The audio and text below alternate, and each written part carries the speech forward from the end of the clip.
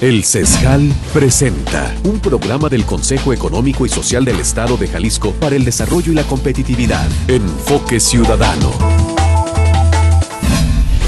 Amigos de Enfoque Ciudadano, muy buenas noches y sean bienvenidos a esta producción del Consejo Económico y Social del Estado de Jalisco para el desarrollo y la competitividad. Enfoque Ciudadano.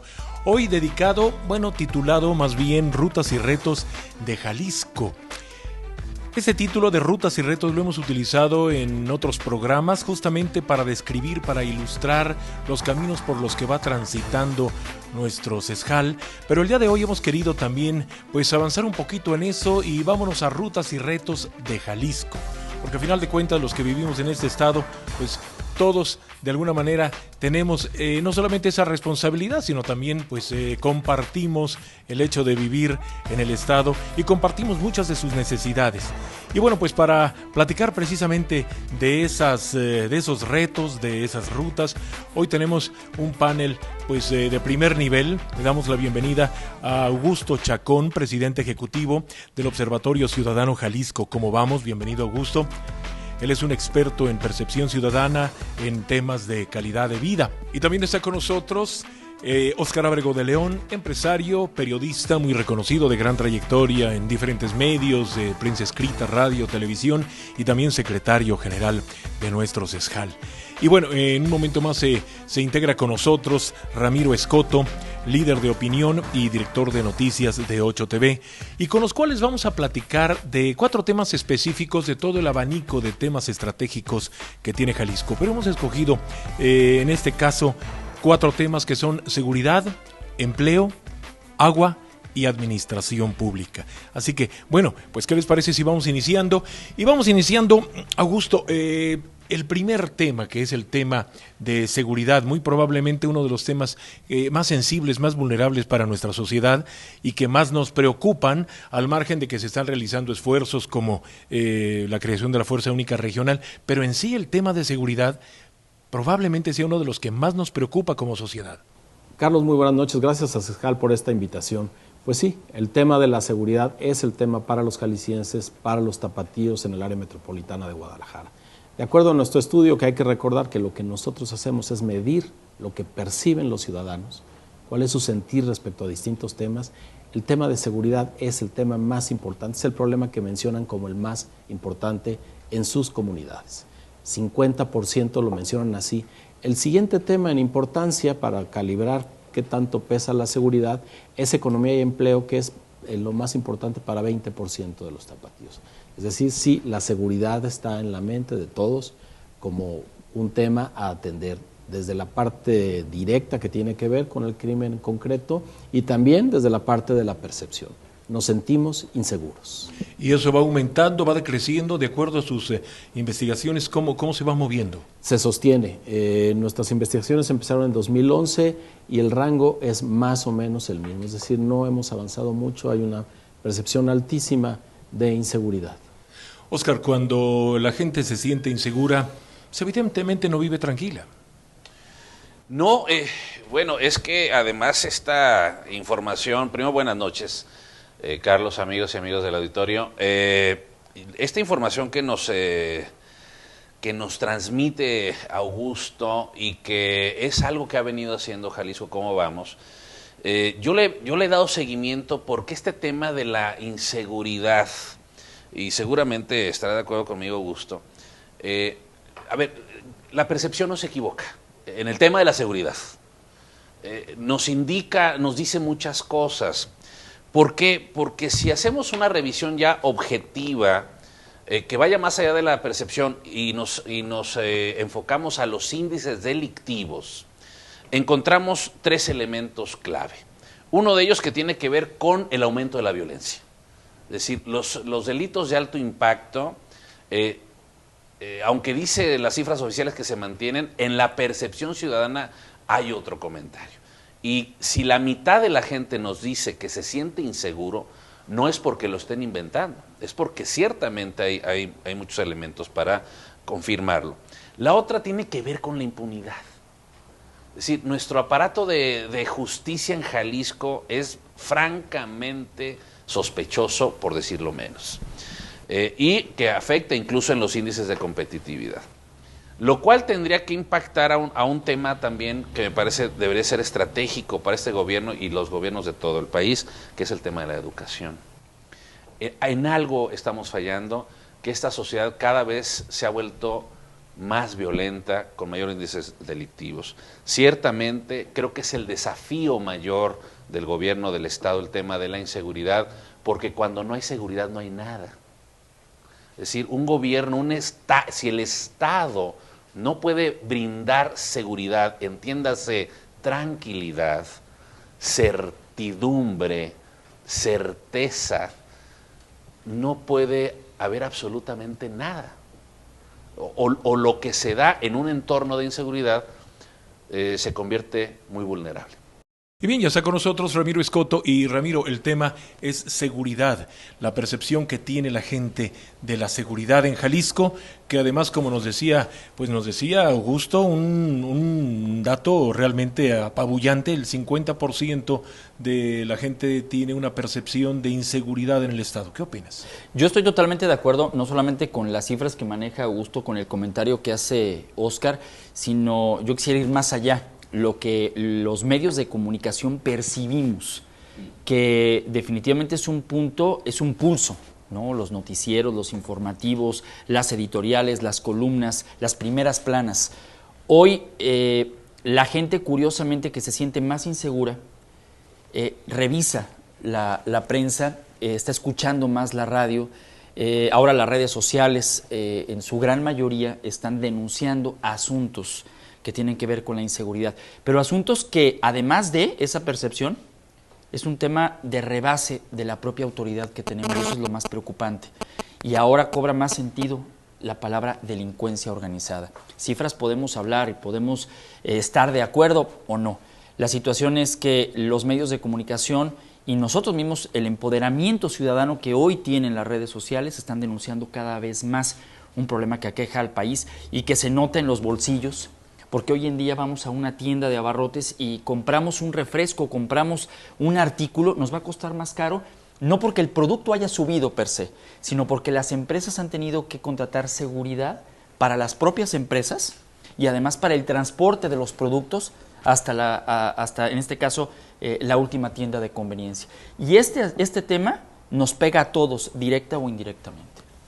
Y bueno, Augusto, estábamos platicando precisamente dentro de esa cifra, de esa percepción del 50%, estábamos hablando también que se ha aumentado mucho la cuestión de extorsión y de secuestro, comentabas.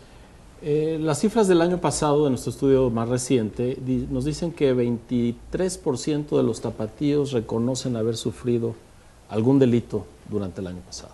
Es decir, 1 de cada 4 tapatíos, lo que implica que todos tenemos a alguien muy cercano que ya sufrió un delito, o 2 porque los hay. Es altísima. Es una cifra muy alta. De ese 22%, solo la mitad lo denunció. La otra mitad pensó que no valía la pena ir con las autoridades. Y eso tiene que ver con lo que comentaba Óscar hace un momento, Óscar, que realmente la impartición de justicia es otro de los puntos flacos. Esto que nos está diciendo Augusto y lo que dice Ramiro tiene implicaciones bárbaras, por no decir brutales. Mira, lo que pasa es que esta percepción que arroja Jalisco, ¿cómo vamos? Que por cierto aprovecho el foro para decir, creo que es uno de los mejores instrumentos que tenemos para pulsar el ánimo y justamente la percepción de la gente. Pero mira, esto arroja otros temas, es decir, si a esta percepción de inseguridad le preguntas a la gente cuál es su percepción sobre la impunidad, pues andan parejeando. Sí, sí. Porque son 50 contra 50, es decir, si la mitad no denuncia, es el 50% que no lo hace porque cree más en la impunidad que en la justicia. Entonces, nos va arrojando una serie de datos, digamos, paralelos o que se deriva de justamente esta percepción. Y bueno, vemos casos en otras partes del país, y nada menos lo estamos viendo recientemente, al momento que realizamos esta producción, de cómo una alcaldesa dice que le tiene más confianza a la delincuencia organizada que a los policías. Es decir, si tú le preguntas a la gente, derivado de esta percepción de inseguridad, ¿qué opina además de las corporaciones policíacas? Seguramente nos va a lanzar otra percepción nada alentadora.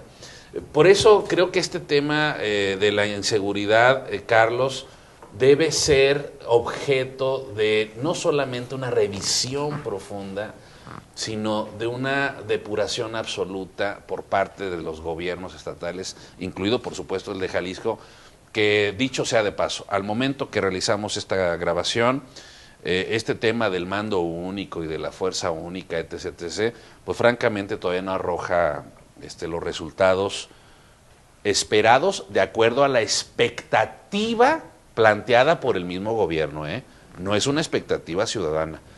A punta de spots, el gobierno es el que nos ha generado una expectativa muy, muy fuerte con respecto a esta estrategia. Bien, para concluir este bloque, le vamos a dedicar un bloque a cada tema, Ramiro. ¿Cómo podríamos concluir este bloque de seguridad en Jalisco? Bueno, hay un asunto que socialmente tendríamos que hacer y que nos lo enseñaban de chiquito, ¿no? Confía en la policía. Habría que preguntar el día de hoy cuántos niños quisieran ser policías, ¿no? ¿Cuántos padres de familia dejarían que sus hijos fueran policías? Y hay que ver también las cifras que arrojan los municipios respecto a las vacantes para policías. El municipio de Zapopan hace un par de semanas dio a conocer que en la primera graduación que hubo, apenas 170 y hay 500 plazas más, no se han ocupado. Eso también te habla de que no hay vocaciones para los policías. Eso te habla de que además de la percepción de inseguridad, hay una percepción de falta de querer servir a la ciudadanía como parte de un cuerpo policíaco. Y podemos tomar lo que ocurre en Estados Unidos y podemos lo que pasa en Europa. Ya viene la gendarmería, que ese también será un asunto que pudiera dar alguna esperanza de seguridad en el país. Pero hoy por hoy los gobiernos se esfuerzan, sí, para hacer campañas de promoción de que tenemos mucha policía, pero pues eso con relación a los números que presenta Jalisco, cómo vamos, lo que emanamos de los noticieros y de los informativos nos hacen ver que estamos muy pobres, muy pobres en México y vamos para atrás y no hacia adelante. Si les parece, vamos a una pausa y continuamos.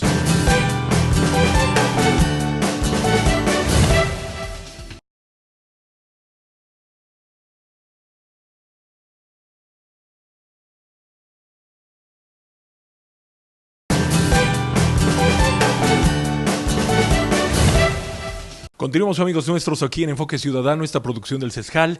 Y fíjense ustedes que cuando escogimos los temas que tendríamos que ir desgranando con ustedes en este Rutas y Retos de Jalisco con nuestros invitados, escogimos en primer término seguridad y después empleo. Curiosamente, la frase que nos ha dado Augusto Chacón es que las inquietudes, la percepción de la gente es justamente las cifras más altas en materia de seguridad y en materia de economía y empleo. Y en eso el CESJAL tiene de alguna manera ya una experiencia pues muy especial porque en este año se presentaron 32 recomendaciones específicas para el trabajo digno y decente, para el empleo digno y decente. Óscar, creo que en ese terreno el CESJAL estamos no solamente al nivel, sino vamos un poquito más adelante. Bueno, no sé si vamos un poquito más adelante, mi querido Carlos, pero sí por lo menos estamos planteando el tema, por lo menos en una revisión profunda. Fíjate que últimamente ha habido grandes debates sobre la materia. Uno que tiene que ver con el famoso salario mínimo, que a mí me parece una auténtica vacilada. O sea, digo, ya me parece hasta ofensivo abordar el tema del salario mínimo. Vamos, ni siquiera tendría que ser objeto de debate, y menos en las tribunas donde se debate. Pero también otro tema que se nos está pasando y tiene que ver con la propuesta que hiciera Carlos Slim, el hombre más rico del mundo al momento que hacemos que tiene que ver de reducir los días laborales. Porque fíjate que cuando hablas de empleo digno y decente, estás hablando de, híjole, muchísimas cosas. O sea, primero tendríamos que definir qué es un empleo digno, ¿no? Claro. Y luego decente. En un país en donde el 60% de la economía ya se mueve en términos informales. Es decir, la riqueza, fíjate, dramáticamente, la riqueza de este país viene de la informalidad. Es decir, podemos decir somos un país ilegal. Y de las remesas de los migrantes. Ese es otro gran parte del pastel. Luego entonces sí debe ser un gran debate porque yo incorporaría aquí algún otro elemento, Carlos, Ramiro, Augusto, amigas y amigos, que tiene que ver un trabajo feliz. ¿Soy yo extensión de un trabajo o el trabajo es una extensión de mí? Entonces, híjole, si le entramos al debate de este tema del empleo digno y feliz, tendrías que preguntarle a los empresarios, tendrías que preguntarle a los grandes contratantes de hoy en día que son los gobiernos, al Estado, pues, y tendrías que preguntarle a la misma clase trabajadora. ¿Sí? Somos un país frustrado. Y más adelante, si da tiempo, aquí compartiré con ustedes cuáles fueron, por qué Corea nos rebasó tan rápido y por qué está ya a años luz de distancia de nosotros, de México. Cuáles fueron los troncos comunes en materia de educación, que creo que es un gran tema. Y bueno, acabas de tocar algo que es verdaderamente toral en este caso. ¿La gente es feliz con lo que hace? Ok, tiene que ganar dinero y más o menos lo gana a gusto, pero ¿la gente es feliz a final de cuentas con lo que hace? La felicidad es un tema veleidoso. Nuestras cifras dicen que somos un estado, una ciudad con una buena dosis de felicidad, ¿no? Y la gente suele burlarse y decir, ay, ustedes son los que dicen que somos pobres pero felices. Lo que pasa es que hay que pensar la pobreza en una dimensión mucho más amplia. No solo es la carencia de dinero, sino la calidad de vida, que tiene que ver con la calidad del empleo. Los pobres no son pobres de tiempo completo, no son pobres cuando abrazan a sus hijos, no son pobres cuando platican con un amigo o cuando ven el fútbol. Y tendemos a pensar que la pobreza debe estar unida a un sufrimiento perpetuo. No funciona así. Óscar nos daba un dato, el peso de la informalidad. Está demostrado en estudios fuera de Latinoamérica que cuando eres autoempleado eres más feliz que cuando dependes de un patrón fuera de Latinoamérica. Curiosamente, en nuestro subcontinente sucede al revés. El autoempleo no te lleva a una satisfacción porque implica precariedad. No tiene seguridad social, no tiene certeza sobre el ingreso, y lo que en otra parte parece emprendedurismo, aquí no es más que el remedio que tienes a la mano para no morirte de hambre. Sí, un ejercicio de subsistencia. Exactamente. Entonces, el empleo es un asunto vital para la felicidad. Y también el rango económico, aunque para la felicidad y el bienestar o la satisfacción, el bienestar económico juega un papel muy importante cuando estás muy amolado y deja de serlo en cuanto rebasas ese nivel. Otros factores inciden en tu bienestar, como servicios públicos, como seguridad, ya no solo lo económico. Así que por eso economía y empleo es la segunda gran preocupación de los tapatíos y de los jaliscienses. Consideremos que en una ciudad tan rica como Guadalajara, 30% tiene algún grado de inseguridad alimentaria. Personas que en algún momento de los 3 meses anteriores a que le preguntáramos dijeron, sí dudé un día o dos si iba a comer. 30%. Qué es dramático eso. Eso es dramático. En una ciudad que podemos todos constatar es rica, que produce mucho, que tiene empresarios que se la juegan. ¿Qué nos está faltando? Nos está faltando considerar algo más que las cifras económicas. Nos está faltando considerar lo que opinan las personas respecto a su calidad de vida. 30% de los tapatíos emplean de 2 a más de 3 horas en trasladarse a sus quehaceres cotidianos. Esa es una pérdida brutal de la calidad de vida que tiene que ver con la propuesta del ingeniero Slim que rescataba Óscar, que decía más tiempo para el ocio, sí. Si algo incide en nuestra calidad de vida es qué tiempo le damos al ocio. Calidad del empleo sería que no me tomara más de 1 hora ir y venir a mis labores, porque es 1 hora que le resto a mi descanso, es 1 hora que le resto al tejido social, es 1 hora que le resto a la calidad de relación con mis hijos. Ese es un asunto de empleo, no solo de movilidad. Pero además tiene otra implicación, Augusto, y tiene otra implicación, Ramiro.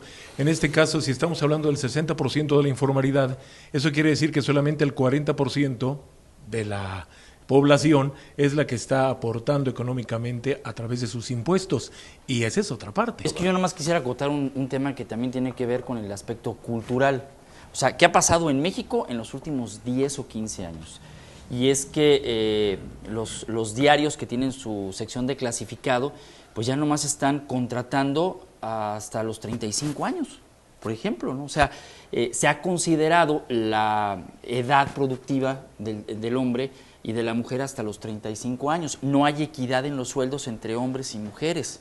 Hay empresas que además están bajo el régimen de por honorarios o a través de agencias de subcontratación. Outsourcing los servicios profesionales.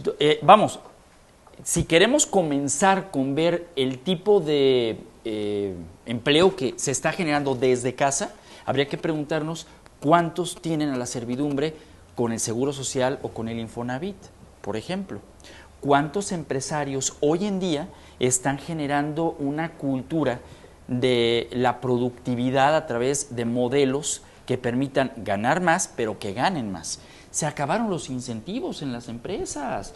Entonces, hoy ven que un empleado que gana el mínimo, pues por la misma necesidad que comenta Augusto, que reflejan los números, que reflejan este tema, yo prefiero sí estar seguro que voy a comer el día de hoy y con eso quedarme. Nos estamos haciendo una sociedad en donde el sistema nos está llevando a la penitas. Y entonces ahí es donde creo que también la respuesta a Oscar, años luz de una Corea, años luz de un Japón, en donde pues nos lo enseñaban desde chiquitos. En Japón hacen las huelgas trabajando, ¿no? Y presionan de una manera diferente. Creo que, bueno, ya el tema hacendario es otra cosa, ¿no? O sea, ya esa es otra situación, ¿no? Porque 2014 habría que generar en la estadística 600,000 microempresas al día de hoy han cerrado en lo que llevamos de este 2014, de 1.200.000 que pudieran finalizar cerradas en este año, de un padrón de 4.600.000 que existen de lo que llamaban repecos.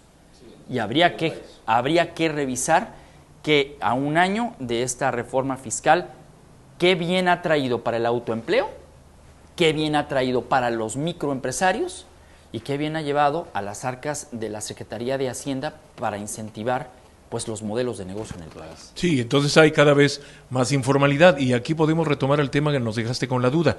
Decías tú, no necesariamente está aportando el 40% de ese pastel, ¿verdad? ¿Por qué lo decías? No, Oscar? porque eso es lo que hace rato decía Augusto, es decir, lo que no nos dice el gobierno también, y bueno, a lo mejor tendríamos que regresarnos al tema de Jalisco, pero bueno, solamente para poner dos casos. A ver, mucho de lo que ingresa al gobierno no son por la vía de los empleos formalmente establecidos, sino que entra vía remesas, entra por excedentes de ventas petroleras, ventas de paraestatal, etc. O sea, es decir, cuidado, es que lo que pasa es que nos vamos con la finta, ¿no? De que el 40% de la economía se mueve por la formalidad. No, cuidado, no es cierto. O sea, aguas. Hay otros elementos que inciden en esto. Pero fíjate, permíteme, Carlos, nomás regresarme a lo que decía Augusto y que también comenta Ramiro, que todas estas variables que ya nos comparte Jalisco Cómo Vamos, nos llevan a otras. Es decir, con respecto a este tema del empleo, somos un país discriminatorio. O sea, hay una discriminación bárbara con respecto al tema del empleo.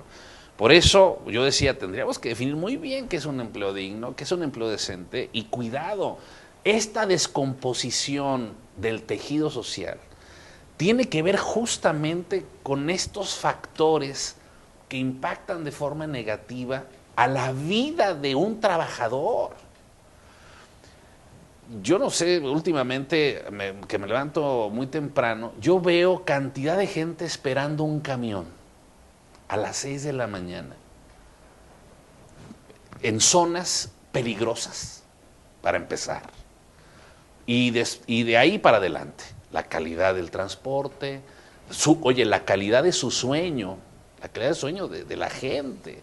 Imagínate qué clases hoy estamos, yo no digo construyendo, sino destruyendo. Entonces hay otros elementos que tendremos que comenzar a medir. Sé que tienes que hacer una pausa, Carlos, y si quieres al regreso abundamos, pero yo creo que todas estas variables que tú nos compartes, Augusto, y que comenta muy bien Ramiro, creo que tienen otras lecturas, las lecturas periféricas con respecto a este justamente epicentro. Continuamos entonces aquí en Enfoque Ciudadano.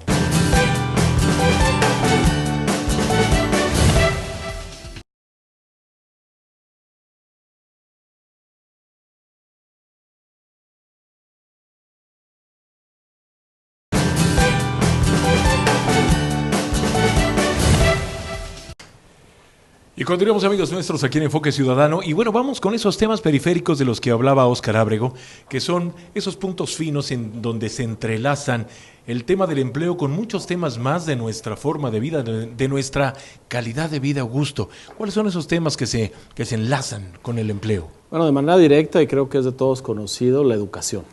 Los tapatíos opinan en nuestro estudio que la educación debería proveer principalmente elementos para tener un mejor empleo.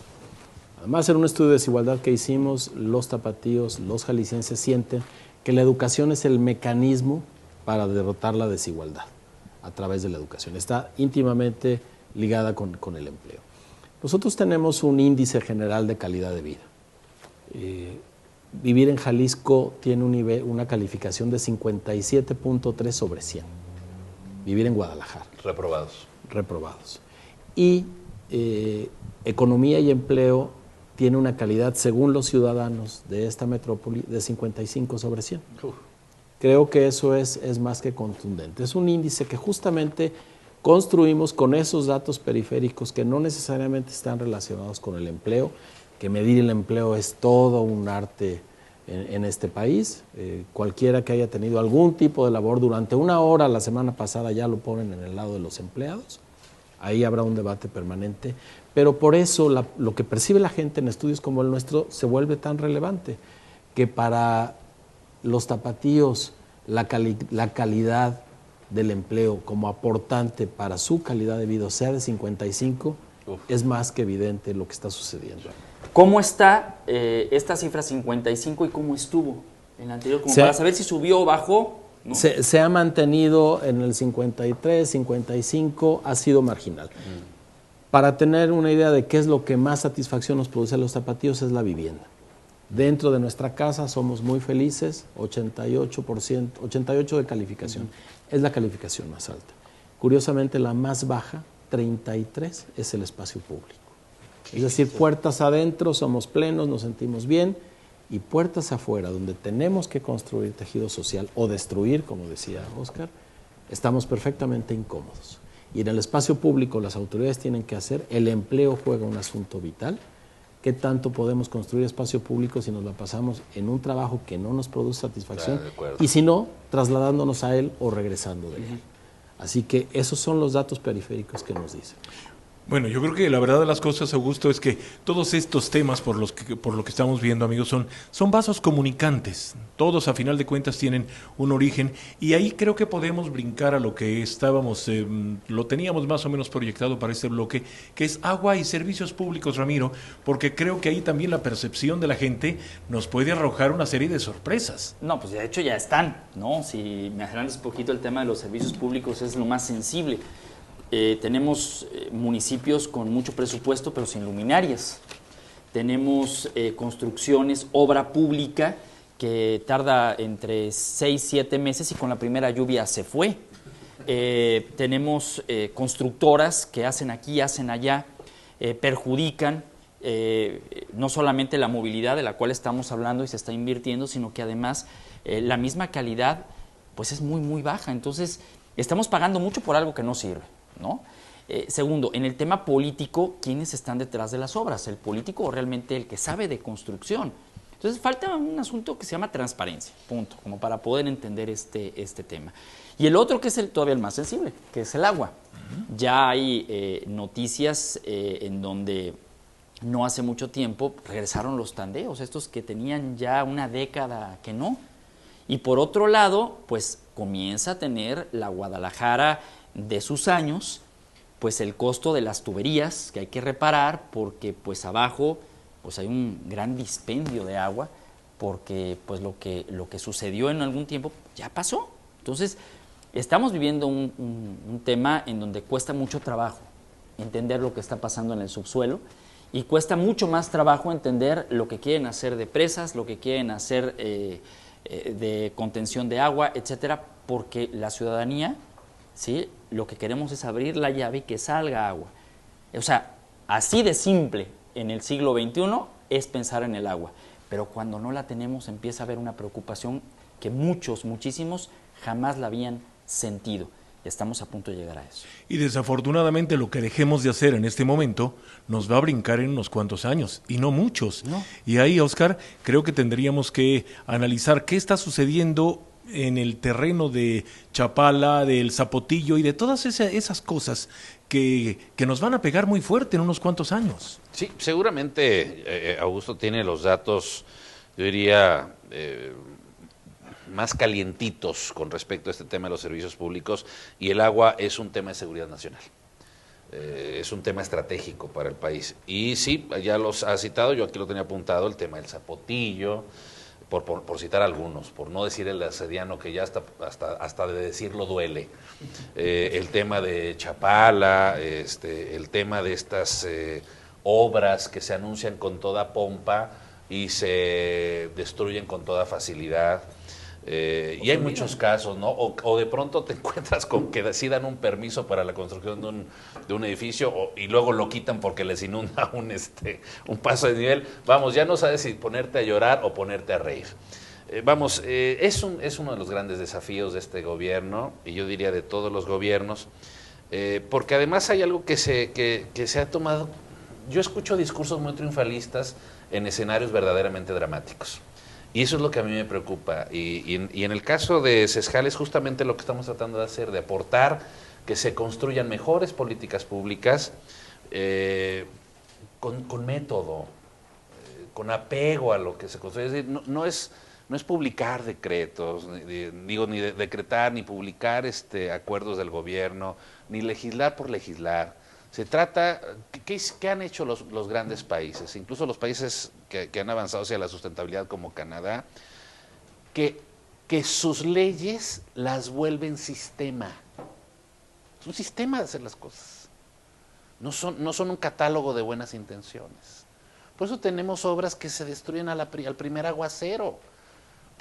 Porque no hay un apego a un sistema que verifique la calidad de lo que se está haciendo. Pero la ley permite muchas cosas. Esa es la gran diferencia entre un país y otro. Y yo tengo que retirarme, Augusto, Ramiro, Carlos, tengo que retirarme en este momento, pero quisiera nomás dejar un elemento que creo que nos puede servir mucho para generar después políticas públicas. ¿Cómo empezó el cambio en Corea? Como lo hicieron otros países. Bueno, basó su modelo educativo en cuatro troncos. Las matemáticas, el arte, la biología y la ética. Las matemáticas para el pensamiento complejo, racional, deductivo, etc. El arte para apreciar la belleza, la estética, la arquitectura, etc. La biología para apreciar la vida en todas sus expresiones, ¿sí? Y todo lo que se deriva de ello. Y la ética, porque la ética, además de que nos permite transitar en una sociedad en evolución de manera sana, la ética es negocio. De tal forma que fueran los troncos comunes. Si tú revisas nuestro modelo educativo, es francamente un desastre. Entonces, yo con eso, pues, prácticamente termino mi participación en esta misión. Y gracias. Sí, no, la verdad. Sí, por supuesto. Por eso yo decía que la educación es un tema clave en las rutas y los retos, no solamente del Estado, sino del país. Sí, sin duda. Y bueno, sobre todo porque Corea lo demostró en unos cuantos años, después de la guerra de los 50, ahí en Corea, quedaron prácticamente destruidos y a partir de eso se empezaron a mover y le dieron la vuelta a la tortilla en, ¿qué, Óscar? 25 años, una cosa así. Sí, bueno, te pongo el caso de Singapur. Singapur ha modificado en sus últimos 30 años 7 veces su modelo educativo. Una simple y sencilla razón. Ahí no les importa que si el Baester, ahí no les importa el sindicato. ¿Cuáles son las rutas que está tomando el mundo y cuáles son los requerimientos que hoy exigen los mercados? Tan fácil como vamos a educar a nuestra gente de una manera tal que nos permita ser competitivos, pero también... y las leyes de Singapur no son cualquier ley. Son tosquitos. Son tosquitos a la hora del tema de aplicar las leyes, ¿no? Entonces, aguas. Tendríamos que hacer una revisión profunda en Jalisco y en México. Y ahí también podríamos entrar, Augusto, con otra parte también muy importante, ya que estamos hablando de servicios, de agua, la cultura del agua, el ahorro. Y yo no sé si ustedes, en Jalisco Cómo Vamos, tengan algún tipo de percepción de que la gente se mida a sí misma y que diga, ¿sabes qué? Yo no tengo una cultura de preservación del agua, de ahorro del agua, de no tirar la basura en las calles, porque sabes que eso te va tarde que temprano a obstruir una alcantarilla y tienes una inundación. ¿Nosotros lo reconocemos eso, Augusto? Sí, nosotros lo preguntamos no de manera directa, no le puedes decir, usted tira la basura en la calle, lo que le preguntamos a la gente es, ¿usted sabe de alguien que suela tirar la basura en la calle? Y la respuesta es más alta de lo que hubiéramos esperado. No solemos reciclar, no está como parte de nuestra cultura. Sí tenemos el discurso del ahorro del agua, pero las cifras ahí son contundentes. Por más que la percepción nos diga una cosa, estamos desperdiciando muchísima agua, pero sobre todo el Ciapa. La mitad de la que se desperdicia se va, como decía Ramiro, por las tuberías viejas que tienen defectos. En una calificación del 0 al 100, los ciudadanos tapatíos califican con 79 el servicio de agua y drenaje y 77 a escala de todo el estado. El servicio público mejor evaluado, que ni siquiera depende del gobierno, es la telefonía celular, que rebasa un poco 80, y el peor evaluado, por supuesto, es la policía. Así que si el servicio de agua tuviera que hacer trámites en la Universidad de Guadalajara, saldría rechazado. Nos queda uno que es administración pública y lo vamos a abordar después de estos mensajes.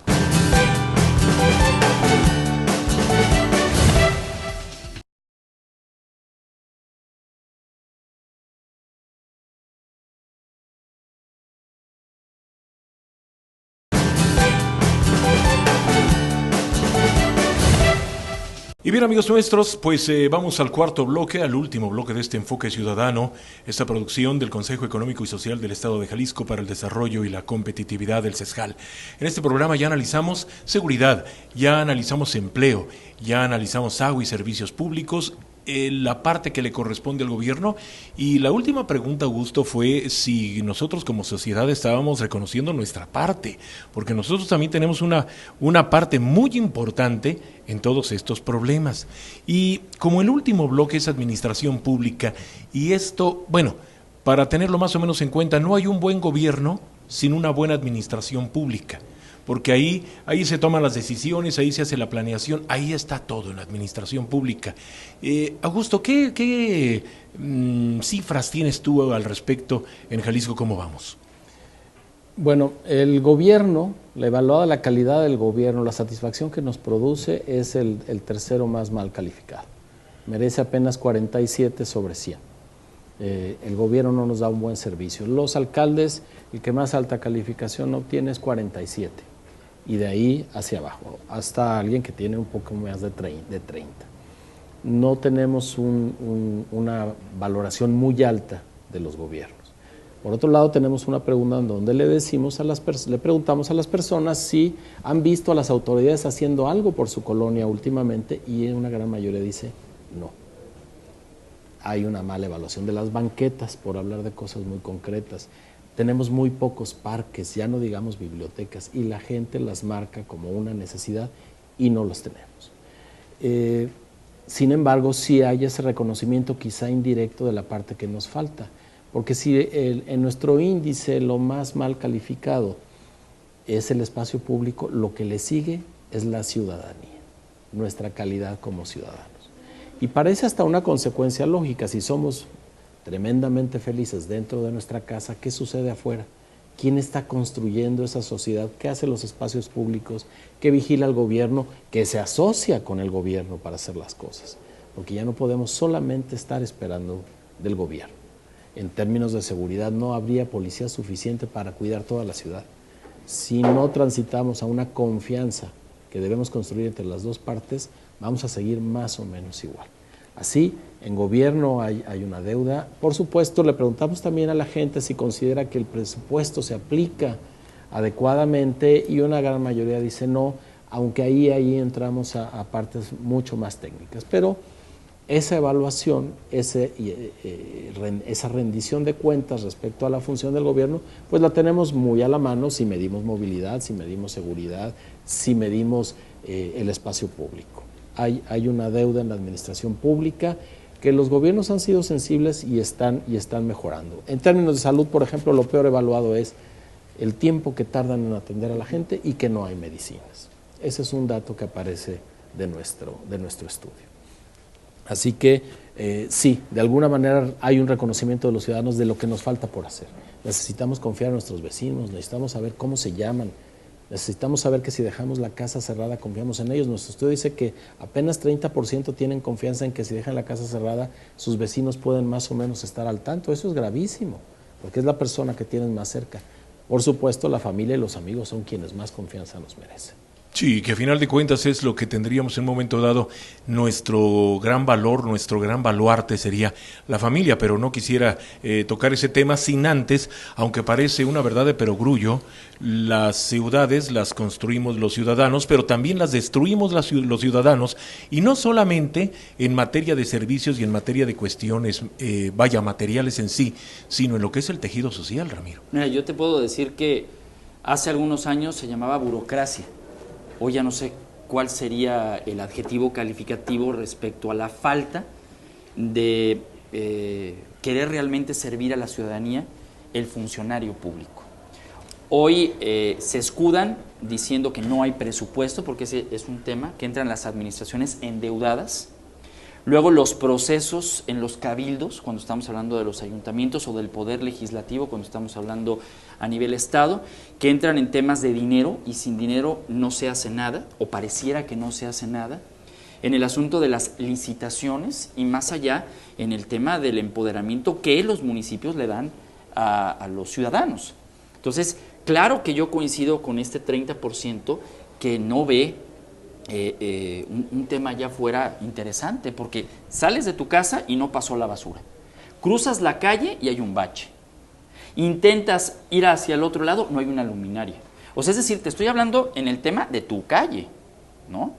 Luego a eso vamos al tema de la educación, de la cual venimos a través de este estudio de Jalisco, cómo vamos, de que llegamos enojados a la casa porque no tuvimos un buen día en el trabajo, no estamos satisfechos, cruzamos de un punto a otro 2 horas en automóvil o hasta 3 horas en el autobús, llegamos a querer cenar algo y lo primero que hacemos es pelearnos con nuestra propia familia o con el vecino, donde por cierto no hay una muy buena convivencia. Entonces todo esto arroja una bola de nieve que, perdón, no es un tema de gobierno, es un tema personal. Entonces el tejido social lo tenemos que construir nosotros desde adentro. ¿Me explico? Empezando por uno mismo. ¿Y qué es esto? Pues el tratar de ir y resolver junto con la autoridad que también estaría trabajando, estaríamos pensando que estaría trabajando para sí mismo, y que sea sensible. Mira, falta una luminaria, y no en las giras que hacen con medios de comunicación para inaugurar una luminaria, porque hasta para eso gastan, como si fuese un espectáculo ciudadano. Creo que hace falta volver a empezar, dinamitar lo que hoy tenemos y volver a empezar, sí, con un asunto más humano, porque finalmente es humanos para humanos, y entender, ponerlos realmente en los zapatos de los que lo necesitan. Yo creo que los medios de comunicación debemos de trabajar en eso. La denuncia bien armada, propositiva y constructiva. El gobierno ya no puede hacer todo, ¿sí? O sea, la cultura de papá gobierno, perdón, no tienen dinero, perdón, no hay gente capaz en los puestos, perdón, creo que nosotros tenemos que empezar a construir el tejido social desde dentro. Sí, justamente, porque tal como lo plantea Jalisco, cómo vamos, es calidad de vida. Claro, chico. Nuestro estudio revela que en cifras que rondan 90%, los tapatíos no participamos del comité vecinal, muchas veces no sabemos que existe, no participamos en sindicatos, no participamos, ni en partidos políticos que tan buenos incentivos ofrecen. No solemos tener ni siquiera en las parroquias, que parecería como una actividad tradicional, ya se perdió todo eso. No hay un trabajo por la comunidad, en la comunidad. Y buena parte de quienes no participan por el beneficio de su espacio público tiene que ver, más de un 30% nos dijo, no sirve de nada, o me van a castigar, o de todos modos si no participo me beneficio. Entonces, sí, a través de los medios de comunicación, como dice Ramiro, hay que incentivar ese voltear a ver a la cara al otro, que a final de cuentas es con el que vivo y con el que voy a hacer las cosas. Hay una frase que me gusta mucho: pequeñas acciones, grandes resultados. Y yo creo que podríamos empezar ahí, o más bien, podríamos terminar ahí este programa, porque este enfoque ciudadano realmente resultó un poquito sui generis, porque hablamos de seguridad, hablamos de empleo, hablamos de agua, hablamos de administración pública, y a lo mejor la sensación que nos queda es, wow, es una tormenta de problemas que se nos viene encima, pero yo creo que en contrapropuesta tendríamos que dejarles un buen mensaje. Y yo creo que ese mensaje, Ramiro, podría radicar precisamente en eso, en empezar nosotros desde cero y en nuestro ámbito más cercano, que es la familia. Yo creo que tiene que ser básico. O sea, ahorita, por la hora, la gente está en su casa con su familia. Habría que hacernos una pequeña reflexión desde dentro. ¿Cuándo fue la última vez que se sentaron a jugar un juego de mesa, por ejemplo, que era tradicional hace algunos años?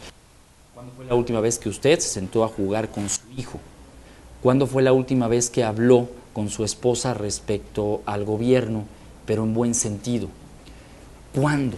Y entonces la respuesta será: no fue ayer, no es hoy, pero ¿podrá ser el día de mañana? Creo que ese es el punto. Volver a las familias, al origen, al inicio. La familia hoy en día, y no me dejará mentir Augusto, creo que debe tener hoy, pese a esta nube negra, la mayor satisfacción, por no decir el mejor refugio que podemos encontrar ahí. Pero ahí es la gran oportunidad. Pues Ramiro, muchas gracias por habernos acompañado en Enfoque Ciudadano. Muchas gracias. Augusto, muchas gracias. Un gran experto en el estudio del bienestar subjetivo, Mariano Rojas, dice: la familia mexicana es solidaria y comunitaria. Hay mucho que hacer ahí para que la sociedad aprenda. Así que ahí es a través de la familia mexicana, por cómo somos. De hecho, somos de las pocas familias en el mundo en donde nos interesa el ingreso de todos, no el de una sola persona. El bienestar de todos en la familia, no el de una sola persona. Gracias, Augusto, y con eso nos quedamos. Con eso nos quedamos hoy más que nunca. Nos quedamos con la sensación de que todos dependemos de todos. Gracias, buenas noches y hasta la próxima. El CESJAL presentó Enfoque Ciudadano, un programa del Consejo Económico y Social del Estado de Jalisco para el desarrollo y la competitividad. Enfoque Ciudadano.